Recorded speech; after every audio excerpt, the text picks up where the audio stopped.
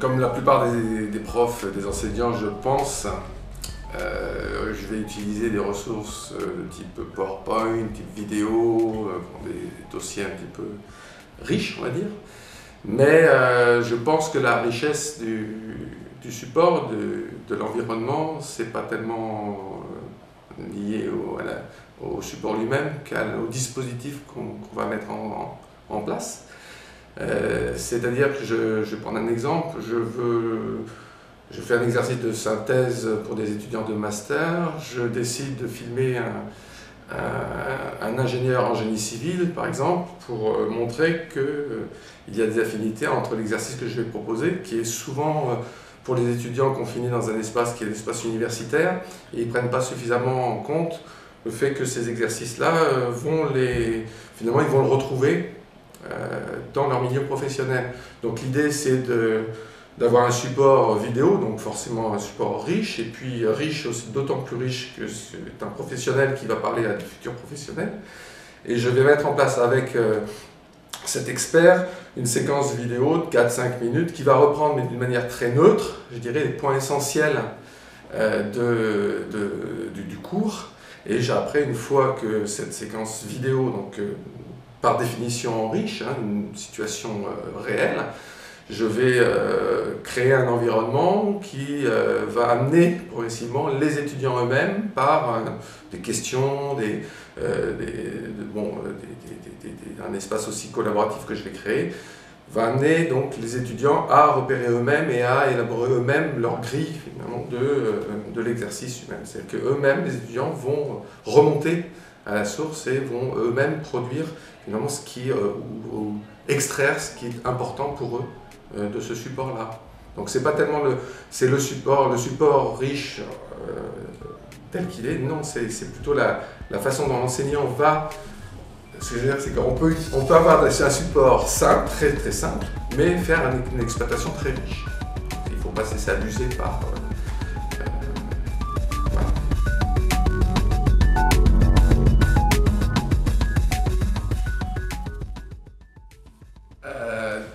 Donc le fait ce qui est un côté un peu paradoxal, c'est qu'on va utiliser des outils, des dispositifs qui existent déjà sur le net. Les wikis, les forums, tous ces éléments-là existent sur le net. Donc finalement la valeur pédagogique ajoutée, si je peux dire, c'est la manière dont on va bien évidemment organiser tout ça. Ce qui est très intéressant, enfin, le dispositif que j'utilise, il n'y a pas de recette vraiment, heureusement je dirais, mais ce qui est très intéressant sur la plateforme, c'est la possibilité de gérer au mieux finalement le public étudiant à l'étudiant près. C'est-à-dire on peut à la fois cibler le travail d'un étudiant, le travail d'un groupe restreint ou le travail du groupe classe. Mais ce qui est à moi important, la ligne de mire, ma ligne de mire, ce sont les outils collaboratifs. C'est-à-dire que les ressources en elles-mêmes, bien évidemment, ce qu'on a dit tout à l'heure, ce que j'ai dit tout à l'heure, c'est qu'elles doivent être suffisamment pensées pour être exploitables d'une manière très riche au niveau pédagogique. Mais ce qui est vraiment important, c'est le fait que ces outils-là gravitent autour d'un espace collaboratif qui est le vrai espace, finalement, où on va vraiment repérer les lacunes des étudiants. Les étudiants eux-mêmes vont repérer leurs propres lacunes par rapport aux autres qui sont des étudiants. Donc ça, il y a vraiment, c'est un dispositif centré sur l'espace collaboratif. En fait, il n'y a pas de recette.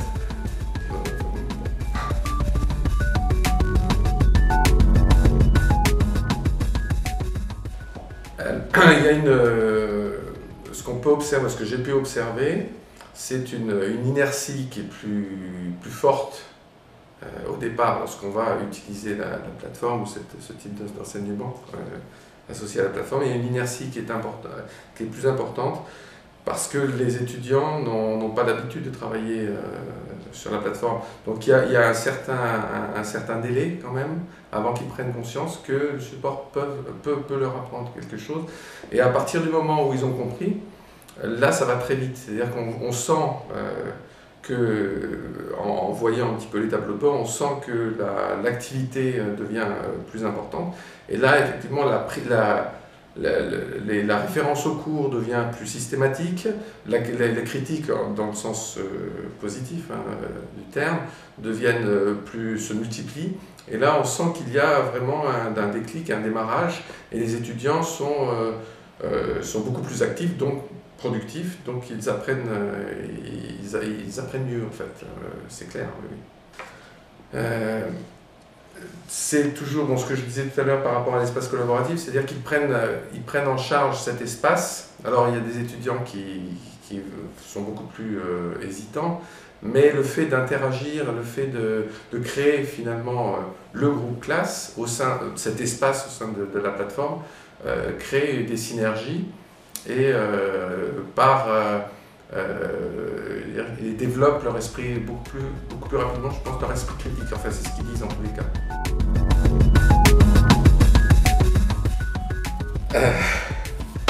La première chose, je pense, c'est ce qui était apparu dans l'évaluation du cours qu'on avait fait. C'est le fait que les étudiants la première fois, n'avaient pas été préparés ne connaissaient pas la plateforme. Donc ça, la première chose, je pense, importante pour l'enseignant, c'est de prendre 2 heures.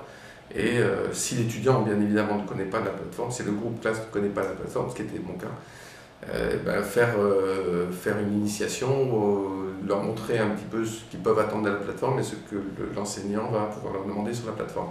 Ça me paraît être essentiel. Une deuxième chose également, c'est de pouvoir évaluer le travail de l'étudiant sur la plateforme.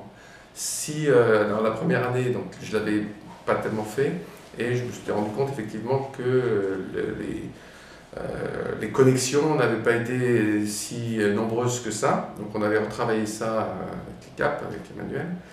Et donc l'année suivante, j'ai fait un travail à la fois le même, mais avec un système de dotation du travail, de l'implication d'étudiants sur la plateforme, en mettant bien en tête qu'ils allaient être évalués. Et là, à ce moment-là, effectivement, le délai de latence dont je parlais tout à l'heure s'est réduit considérablement, et les étudiants se sont plongés même les plus récalcitrants, dans la mesure où il y avait la note. Parce que, quel que soit le niveau, je dirais, du cursus dans lequel l'étudiant se trouve, que ce soit en première année ou en master, la note reste quand même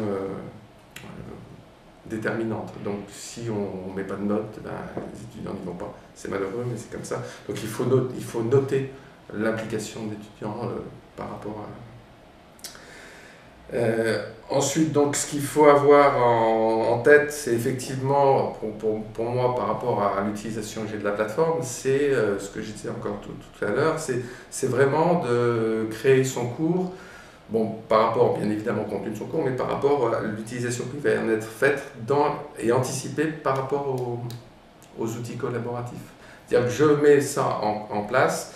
Qu'est-ce que j'attends de mes étudiants dans cet espace collaboratif? C'est ce qui fait l'intérêt pour moi, avec toute une batterie finalement de questions et d'évaluations, mais ce qui est important, c'est de réfléchir plus tellement en termes de contenu bien sûr, mais en termes de ces contenus-là, comment ils vont être exploités dans l'espace collaboratif par la classe. C'est un réflexe à avoir. Ensuite, je dirais...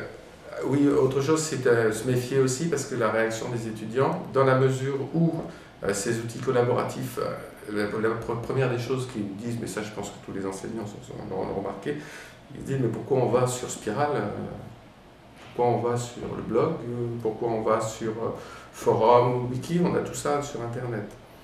Donc les mails, on est le groupe classe, on se connaît, on a les mails de chacun, pourquoi on va aller sur cette plateforme? Donc c'est bien là aussi, c'est bien leur faire prendre conscience que l'espace, c'est un espace de travail. Alors là aussi, cette réticence, parce que les étudiants, les jeunes,